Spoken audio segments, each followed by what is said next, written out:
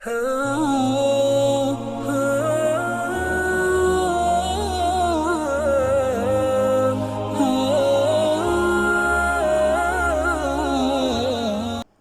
نبی کریم صلی اللہ علیہ وسلم نے دیکھا کہ احباش کا یہ سردار آ رہا ہے تو نبی کریم صلی اللہ علیہ وسلم نے کہا کہ اپنے جانوروں کو، قربانی کے جانوروں کو آگے لے کے آؤ اور تلبیہ کو اور شوق سے اور اونچی آواز میں پڑھو. تو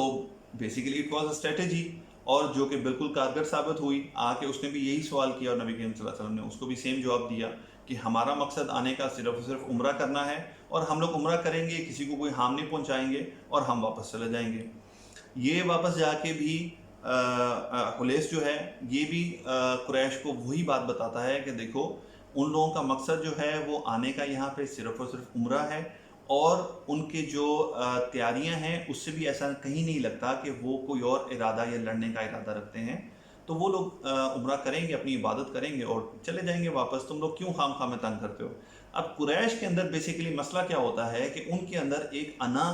اور ان کا ایک پرائیڈ جو ہے وہ جا رہا ہوتا ہے کہ جس کے ہاتھوں انہوں نے مار کھائی، بار بار مار کھائی، اور وہ ان کا سب سے بڑا ایک طرح سے دشمن جو ہے وہ آئے اور آتے ہی ان کے علاقے میں طواف کرے، انٹر ہو جائے اور آرام سے واپس بھی چلا جائے، کیونکہ مکہ میں تو ان کو ہارم کر نہیں سکتے تھے.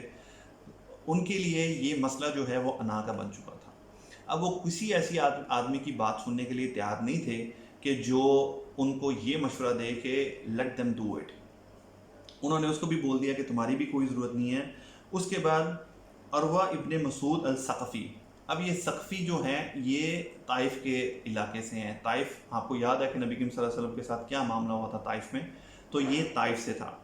یہ جا کے جب نبی کریم صلی اللہ علیہ وسلم سے بات کرتا ہے، اور اس کے بارے میں کچھ روایات میں آتا ہے کہ یہ نبی کریم صلی اللہ علیہ وسلم کو جا کے کچھ اس قسم کی باتیں کرتا ہے کہ آپ لوگوں کو لے کے یہاں پہ اپنے ہی ریلیٹیوز کے اگینسٹ یہاں پہ آگے بیٹھ گئے ہیں، اور آپ نے ان کو ان کے خلاف کھڑا کر دیا ہے، اور یہ تو یہاں سے چھٹ جائیں گے اور بھاگ جائیں گے، آپ کو چھوڑ جائیں گے. جب یہ باتیں حضرت ابو بکر رضی اللہ تعالیٰ عنہ جو ہیں وہ سنتے ہیں تو ان کو بہت غصہ چڑھتا ہے. اے پرسن لائک ہم، اگر عمر رسپونڈ کرتے تو ہمیں سمجھ آتی کہ he was a like emotional man, لیکن ابو بکر کے بارے میں ہمیں بہت زیادہ چیزیں اس طرح کی نہیں ملتی کہ وہ بہت غصے میں آ گئے ہیں وہ ہے. تو انہوں نے باقاعدہ ایک بڑے سخت الفاظ کے ساتھ، جو کہ ایون یہاں پہ بیان نہیں کیا جا سکتا، اور آپ کو حدیث کی کتابوں میں وہ نریشنز ملتی ہیں، اتنے سخت الفاظ بولے اس کو. اور اگر آپ جا کے فائنڈ آؤٹ کریں تو آپ کو پتہ لگے گا کہ ایک طرح سے جسے گالی کہنا ہوتا ہے وہ اس حد تک دے دی. لیکن وہ چپ کر گیا، کیونکہ اس نے کہا کہ اگر زمانہ جاہلیت میں تمہارا میرے اوپر ایک احسان نہ ہوتا تو میں اس بات کا تمہیں ضرور جواب دیتا. بہرحال یہ ساری بات کر کے اس نے ڈسکس کیا اور وہ واپس چلا گیا. بات مسلمانوں کی طرف سے تھی، وہ نیت ہی ایک کر کے آئے تھے، تو اس کے علاوہ تو بات ہو نہیں سکتی تھی. لیکن اس بندے نے جا کے جب وہ اپنا آبزرویشن دی وہ بڑی انٹرسٹنگ ہے. اس نے جا کے قریش کو بولا کہ دیکھو میں نے کیسر کے دربار میں بھی گیا، اور میں نے رومن امپائر دیکھی، ان کے بادشاہ دیکھے. میں کسرا کے دربار میں بھی گیا، ایرانیوں کے بادشاہ بھی دیکھے، اور میں نے سب کچھ دیکھا. لیکن میں نے جو عزت اور جو عقیدت جو ہے وہ محمد صلی اللہ علیہ وسلم کے ساتھیوں میں کی آنکھوں میں دیکھی، محمد صلی اللہ علیہ وسلم کے لیے. میں نے کسی بادشاہ کے لیے بھی وہ عقیدت نہیں دیکھی کہ وہ جب بات کرتے ہیں تو وہ آنکھیں جھکا کے بات کرتے ہیں، اور جب ان سے بات کی جا رہی ہوتی ہے محمد صلی اللہ علیہ وسلم کی طرف سے تو وہ چپ کر کے سنتے ہیں کہ جیسے ان کے سروں کے اوپر پرندے بیٹھے ہوئے ہیں. اس قدر توجہ کے ساتھ وہ نبی کریم صلی اللہ علیہ وسلم کی بات سنتے ہیں. سبحان اللہ، اللہ کے نبی اور اس طرح کے اخلاق والے ہوں تو کون نہ سنے گا ان کی بات اس طرح سے. تو یہ وہ خوش نصیب لوگ تھے. اور وہ کہتے ہیں کہ وہ ایک بات، ایک آرڈر منہ سے نکالتے ہیں اور لوگ آپس میں ایسے لگتا ہے کہ لڑ پڑیں گے اس کو انجام دینے کے لیے، کہ ہر بندے کی کوشش ہوتی ہے کہ میں اس کام کو کر لوں. تو یہ نبی کریم صلی اللہ علیہ وسلم کے کمپینین تھے. اگین ہی gave the same advice to them کہ ان لوگوں کو کر لینے دو عمرہ. بٹ میں نے آپ کو بتایا کہ وجہ کچھ اور تھی. اب یہ سب جب معاملات ہوتے گئے اور ان کی طرف سے لوگ آتے گئے تو محمد صلی اللہ علیہ وسلم نے ڈیسائیڈ کیا کہ مجھے اب اپنی طرف سے کوشش کرنی چاہیے، انیشیٹو لینا چاہیے کہ میں اپنی طرف سے آدمی کو بھیجتا ہوں تاکہ وہ ان کے ساتھ جا کے ڈسکس کرے، اس سارے میٹر کو ریزالو کرے. تو انہوں نے حضرت عمر رضی اللہ تعالیٰ عنہ سے کہا کہ آپ جا کے قریش سے بات کریں. تو عمر رضی اللہ تعالیٰ عنہ سیڈ کہ آپ مجھے جانتے ہیں اور آپ کو میرا اور قریش کا تعلق بھی پتہ ہے، کیونکہ آپ کو پتہ ہے حضرت عمر رضی اللہ تعالیٰ عنہ تو پھر کرتے تھے دو ٹوک بات، اور انتہائی سخت جواب جو ہیں وہ دے چکے تھے آلریڈی قریش کے ساتھ جب ان کا انکاؤنٹر ہوا تھا ایون مکہ کے پیریڈ میں. تو انہوں نے کہا کہ مجھے بھیجنے کی بجائے بہتر ہوگا کہ اگر آپ عثمان کو بھیجیں، کیونکہ حضرت عثمان رضی اللہ تعالیٰ عنہ جو تھے ان کی بہت قدر تھی اور بہت زیادہ ان کا جو ہے وہ مقام تھا وہاں پہ مکہ میں. اور ابو سفیان جو ہے وہ ایک طرح سے سیم قبیلے سے تھا جس قبیلے سے حضرت عثمان رضی اللہ تعالیٰ عنہ تھے. تو نبی کریم صلی اللہ علیہ وسلم نے ان کی بات کو ایکسیپٹ کیا اور حضرت عثمان کو بھیج دیا بات کرنے کے لیے. اب حضرت عثمان رضی اللہ تعالیٰ عنہ کو جب نبی کریم صلی اللہ علیہ وسلم نے بھیجا تو بیسیکلی 2 پرپس تھے. ایک تو یہ تھا کہ وہ جا کے قریش سے بات کرتے کہ ہم لوگ صرف عمرہ کے لیے آئے ہیں اور ہمیں عمرہ کرنے دیا جائے، اور دوسرا یہ تھا کہ جو مسلمان وہاں پہ بھی اسٹک تھے مکہ میں، ان کے اوپر کسی کے اوپر ظلم ہو رہا تھا، کسی کو روک کے رکھا ہوا تھا، کوئی ابھی تک اس پوزیشن میں نہیں تھا کہ وہ ہجرت کر سکتا، تو اللہ کے نبی صلی اللہ علیہ وسلم کا ایک طرح سے میسیج انہوں نے کنوے کرنا تھا کہ ان لوگوں کے لیے کہ بس صبر کرو، bear patience for some time, انشاءاللہ اللہ تعالیٰ بہت جلد جو ہے وہ ہمیں فتح دینے والا ہے. کیونکہ نبی کریم صلی اللہ علیہ وسلم کو اللہ نے خواب دکھایا تھا کہ آپ اس شہر میں داخل ہوئیں گے امن کے ساتھ. تو یہ 2 کام تھے بیسیکلی جو انہوں نے کرنے تھے.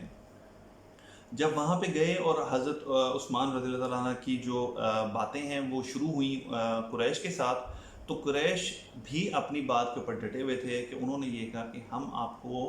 عمرہ کرنے کی اجازت نہیں دے سکتے، کیونکہ ایک تو ہماری آپ کی لڑائی اور دشمنی اس لیول کی ہے کہ اگر ہم نے آپ کو عمرہ کرنے دیا تو ہم عرب میں منہ دکھانے کے قابل نہیں رہیں گے، اور ویسے بھی ہم آپ کو اس کی پرمیشن دے نہیں سکتے. انہوں نے عثمان رضی اللہ تعالیٰ عنہ کا تھا آرگومنٹ یہ کہ دیکھیں حرم جو ہے وہ سب کے لیے برابر ہے، تو ہم لوگ عمرہ کرنے کے لیے آئے ہیں، تو آپ ہمیں ان بیسس کے اوپر کہ ہم آپ کے دشمن ہیں روک نہیں سکتے. اب یہ جو نیگوشیشنز تھیں یہ کچھ سٹارٹ ہوئیں. حضرت عثمان جو ہے وہ وہاں پہ 1 آدھ دن رکے، قریش نے ان سے کہا کہ آپ رکیں، ہم بات کرتے ہیں، ہم آپ کو بتاتے ہیں. تو انہوں نے ڈیلیبریٹلی ان کو 2-3 دن کے لیے روک لیا. ایون انہوں نے حضرت عثمان کو آفر کیا کہ آپ عمرہ کریں، آپ طواف کریں، آپ ہمارے مہمان ہیں. تو حضرت عثمان رضی اللہ تعالیٰ عنہ نے کہا کہ میں کیسے طواف کر سکتا ہوں جب کہ میرے پیغمبر نبی کریم صلی اللہ علیہ وسلم جو ہیں وہ باہر ویٹ کر رہے ہیں مکہ سے کہ وہ جب تک آ کے طواف نہیں کریں گے، عمرہ نہیں کریں گے، میں طواف نہیں کروں گا. So basically this was the obedience. یہاں پہ مکہ والوں نے کیا کیا کہ ایک آدمی کو مکرز نام کے آدمی کے ساتھ کچھ 50-70 لوگوں کو بھیجا، اینڈ دا انٹینٹ واز کہ مسلمانوں کے اندر تھوڑی جو ہے وہ ہیراسمنٹ کی جائے، ان کو تھوڑا تنگ کیا جائے، ان کو تھوڑا ہارم پہنچایا جائے تاکہ وہ فلیئر اپ ہوں اور غصہ کریں، اور یہ بات جو ہے یہ جو بڑی پیسفلی چل رہی ہے اس کو ڈائیورٹ کر دیا جائے کسی اور سائڈ پہ. لیکن جیسے ہی وہاں پہ محمد بن مسلمہ تھے انہوں نے دیکھ لیا مکرز کو یہ شرارت کے لیے آتے ہوئے اور گھڑ سواروں کو، تو انہوں نے آگے بڑھ کے ان لوگوں کے ساتھ انکاؤنٹر کیا. جو مکرز ہے وہ بھاگ گیا واپس، اور باقی کے جو لوگ تھے ان کے پاس، اب یہاں پہ آپ کو پتہ ہے 1500 کے قریب لوگ تھے، انہوں نے ان کو ہاسٹیج بنا لیا، کچھ دیر کے لیے اپنے پاس روک لیا. ادھر جب حضرت عثمان رضی اللہ تعالیٰ عنہ جو ہیں وہ اتنے دن تک مکہ میں رہ گئے، تو یہاں پہ ایک رومر جو ہے وہ پھیلنا شروع ہو گئی کہ عثمان کو قتل کر دیا گیا. جب یہ بات عام مسلمان کے اندر پھیلنا شروع ہوئی تو ان کے لیے یہ برداشت کرنا، اس چیز کو سمجھنا جو ہے وہ بڑا مشکل تھا، اور ان لوگوں نے باقاعدہ اس کے اوپر بہت غصے کا اظہار کیا کہ اگین وہ نبی کریم صلی اللہ علیہ وسلم کی ایک تو میسنجر بنا کے بھیجے گئے، اور دوسرا عثمان رضی اللہ تعالیٰ عنہ کا ایک رتبہ تھا مسلمانوں کے اندر. تو نبی کریم صلی اللہ علیہ وسلم نے اس وقت کیا کیا، آپ کو پتہ ہے کہ پہلے اس سے پہلے بھی عربوں کے اندر ایک رواج تھا کہ ایک آدمی کیا، ایک جانور کسی قبیلے کا ادھر سے ادھر ہو جاتا تھا، اس کے اوپر جنگیں شروع ہو جاتی تھی اور اس کا بدلہ لیا جاتا تھا، چاہے اس بدلے میں پھر نسلیں کی نسلیں جو ہیں وہ لگ جاتی. تو نبی کریم صلی اللہ علیہ وسلم نے تمام مسلمانوں کو بلا لیا اور ایک درخت کے نیچے بیٹھے نبی کریم صلی اللہ علیہ وسلم، اور سب سے بیعت لی گئی وہاں پہ کہ ہم عثمان کے قتل کا بدلہ لیں گے. اور تمام کے تمام جو مسلمان تھے انہوں نے اس بات پہ بیعت کی. دے ڈیڈنٹ کیئر اباؤٹ کہ ان کے پاس اس وقت ریسورسز کیا ہیں، وہ کہاں پہ کھڑے ہیں، قریش کون سی پوزیشن میں ہیں، ہم لڑ بھڑ گئے تو کیا ہوگا، کیا انجام ہوگا، نتھنگ. انہوں نے کہا کہ اگر ہمارے آدمی کو قریش نے کوئی ہارم پہنچایا ہے تو اب ہم اس کا بدلہ لیے بغیر یہاں سے نہیں جائیں گے. اور اسے کہتے ہیں کہ جو نبی کریم صلی اللہ علیہ وسلم کے ہاتھ پہ بیعت ہوئی وہ موت پہ بیعت ہوئی کہ مر جائیں گے یا پھر بدلہ لے کے یہاں سے واپس جائیں گے، اس کے بغیر ہم یہاں سے واپس نہیں جائیں گے. اب یہ نیوز جو تھی یہ بھی قریش تک پہنچ گئی، مکہ تک پہنچ گئی. اب ان کے لیے جو ہے ایک دفعہ تو جسے کہتے ہیں کہ تھرتلی مچانا، وہ مچ گئی، کیونکہ ان کا خیال تو یہ تھا کہ یہ پیسفل لوگ ہیں، ہم لوگ ذرا ایگریسو ہیں، ہم لوگ ان کو پش بیک کرنے کی کوشش کریں گے تو یہ چلے جائیں گے، یہ ریڈی بھی نہیں ہیں، کچھ ان کے پاس ویپنری بھی نہیں ہے۔ جب ان کو یہ پتہ لگا کہ مسلمان قوم جو ہے وہ اس وقت تیار ہے جنگ پہ آنے کے لیے، تو ان کو بدر بھی یاد تھا اور ان کو خندق بھی یاد تھی بڑی اچھی طرح سے، تو انہوں نے فوراً کیا کیا کہ حضرت عثمان رضی اللہ تعالیٰ عنہ جو ہیں وہ ان کو واپس بھیجا، اور ساتھ میں کیا کیا کہ اپنی طرف سے ایک اور آدمی سہیل بن عمر کو نبی کریم صلی اللہ علیہ وسلم کی طرف بھیجا۔ جب مسلمانوں کے پاس حضرت عثمان رضی اللہ تعالیٰ عنہ پہنچے تو ان کے اندر بہت خوشی کے جذبات تھے کہ ان کا خیال تھا کہ شاید ان کو قتل کر دیا گیا، لیکن ان کو زندہ دیکھ کے مسلمان بہت زیادہ خوش ہوئے۔ اور اس کے پیچھے ہی تھوڑے ٹائم کے بعد جب سہیل بن عمر کو آتے ہوئے دیکھا تو حضرت محمد صلی اللہ علیہ وسلم نے فرمایا کہ اللہ نے تمہارا معاملہ آسان کر دیا ہے، کہ یہ سہیل بن عمر جب آ رہا ہے تو ضرور ہم کسی نہ کسی فائنل ڈیسیجن پہ پہنچ جائیں گے۔ اگین جسٹ اے ریمائنڈر کہ یہ سہیل بن عمر وہی ہے کہ جو بدر کے ٹائم پہ گرفتار ہو گیا تھا، اور حضرت عمر رضی اللہ تعالیٰ عنہ جو ہیں انہوں نے نبی کریم صلی اللہ علیہ وسلم سے اجازت چاہی تھی کہ مجھے اجازت دیں میں اس کے دانت توڑ دوں، تاکہ یہ آئندہ آج کے بعد بہت بڑا خطیب اور بہت بڑا بات کرنے والا آدمی تھا، ڈیبیٹر۔ اس کے بارے میں کہا جاتا ہے کہ جب وہ کھڑا ہو کے بات کرتا تھا تو ایک مجمع کھڑا ہو کے سنتا تھا اس کی بات کو غور سے، تو اس کے بارے میں حضرت عمر نے کہا کہ میں اس کے دانت توڑ دوں تاکہ یہ آج کے بعد آپ کے بارے میں یا اسلام کے بارے میں کوئی غلط بات کر نہ سکے۔ تو اللہ کے نبی صلی اللہ علیہ وسلم نے فرمایا کہ عمر چھوڑ دو اس کو، ایک وقت آئے گا کہ یہ جس جگہ پہ کھڑا ہوئے گا تم اس سے خوش ہوگے کہ یہ اس جگہ پہ کھڑا ہے، اور ہو سکتا ہے اللہ اس کی زبان سے اسلام کو فائدہ پہنچائے۔ تو یہ وہ سہیل بن عمر تھا۔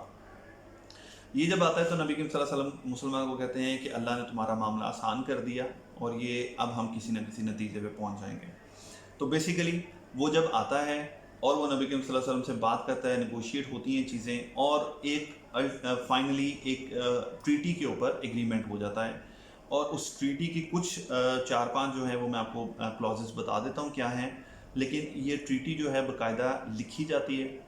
اور اس کو لکھنے میں حضرت علی رضی اللہ تعالیٰ عنہ جو ہیں ان کو حکم کرتے ہیں نبی کریم صلی اللہ علیہ وسلم کہ آپ اس کو لکھیں۔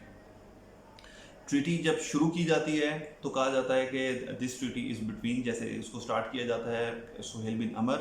اینڈ رسول اللہ صلی اللہ علیہ وسلم، اور اس سے پہلے ٹریٹی کے اوپر بسم اللہ الرحمن الرحیم لکھا جاتا ہے۔ تو سہیل بن عمر کہتا ہے کہ یہ بسم اللہ الرحمن الرحیم کون ہے، مطلب ہم کسی الرحمن الرحیم کو نہیں جانتے، اللہ کے نام سے وہ واقف تھے، الرحمن الرحیم کو وہ نہیں جانتے تھے۔ تو اس نے کہا کہ اس کو ختم کر دو، اور دوسرا اگر اس ٹریٹی کے اوپر محمد رسول اللہ لکھا جائے اور اگر ہم تمہیں رسول اللہ کا مانتے صلی اللہ علیہ وسلم، تو جھگڑا کس بات کا تھا، بات ہی ختم ہو جاتی، جھگڑا ختم تھا اس میں۔ تو یہاں پہ محمد بن عبداللہ لکھو۔ تو نبی کریم صلی اللہ علیہ وسلم نے حضرت علی کو کہا کہ آپ یہاں پہ مٹا کے محمد بن عبداللہ کر دیں۔ تو حضرت علی رضی اللہ تعالیٰ عنہ نے کہا کہ اللہ کے رسول میرے لیے یہ پاسبل نہیں ہے، کہ جیسے انہوں نے یہ ڈس اوبیڈینس نہیں تھی، یہ بیسیکلی ایک ایمان کا ان کا تقاضا تھا کہ وہ اپنے ہاتھ سے مٹانا نہیں چاہتے تھے۔ تو نبی کریم صلی اللہ علیہ وسلم نے کہا اچھا مجھے دکھاؤ کہ کدھر لکھا ہے، میں اس کو رب کر دیتا ہوں۔ سو نبی کریم صلی اللہ علیہ وسلم couldn't recognize the alphabets, he was illiterate، مطلب کہ وہ ریکگنائز نہیں کر سکتے تھے۔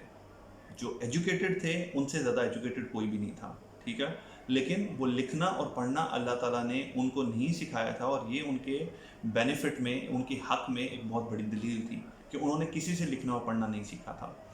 تو نبی کریم صلی اللہ علیہ وسلم نے اپنے ہاتھ سے جو ہے اس کو مٹا دیا اور کانٹریکٹ لکھا گیا۔ اب contract on the face of it ایسے لگتا تھا کہ جیسے مسلمانوں نے اس سے کچھ بھی حاصل نہیں کیا، اور ایسا لگتا تھا کہ جیسے شاید انہوں نے نیچا ہو کے یہ ایک کانٹریکٹ کیا ہے۔ وہ ٹریٹی بیسیکلی کیا تھا کہ مسلمان ابھی واپس چلے جائیں گے اور اگلے سال واپس آئیں گے عمرہ کے لیے، اور جو قریش ہیں وہ 3 دن کے لیے مکہ کو خالی کر دیں گے، اور 3 دن تک مسلمان وہاں پہ رہیں گے، عمرہ ادا کریں گے، اپنا جو عبادت ہے وہ کریں گے، اور وہ واپس چل جائیں گے، اور وہ جب آئیں گے تو کسی قسم کا ویپنز ان کے ساتھ نہیں ہوگا۔ دوسری بات یہ تھی کہ جو شام سے مکہ کے لیے روٹس آتے ہیں یا جو مدینہ سے دوسری طرف روٹس جاتے ہیں وہ سارے کے سارے سیف ہوئیں گے، کوئی بھی ایک دوسرے کے قافلے کو بیسیکلی اپنا اکانومی کی جو سیفٹی ہے انہوں نے میک شور کی کہ وہ کوئی بھی ایک دوسرے کے قافلے پہ حملہ نہیں کرے گا۔ تیسرا یہ تھا کہ 10 سال کے لیے for the period of 10 years ہم میں کوئی جنگ نہیں ہوئے گی، So it was ceasefire for 10 years. उसके बाद हालांकि देखा जाए तो अब मुसलमान जो हैं वो बेनिफिट ले रहे थे इनके कैरवान्स को इंटरसेप्ट करके. जब जब जंग हो रही थी मुसलमानों को बेनिफिट हो रहा था. अब मुसलमान आए हुए थे all the way like 14 to 18 days travel करके, और आप उनको बता रहे हो कि अब आप कर नहीं सकते, आप वापस चले जाओ, अगले साल वापस आना. उसके बाद जो मक्का से आदमी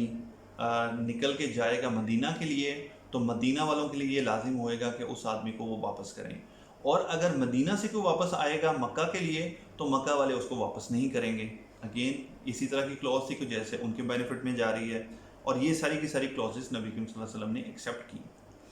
और आखिरी चीज़ ये थी कि इस कॉन्ट्रैक्ट को कोई नहीं तोड़ेगा. और जो ट्राइब्स हैं, जो ट्राइब जिस पार्टी के साथ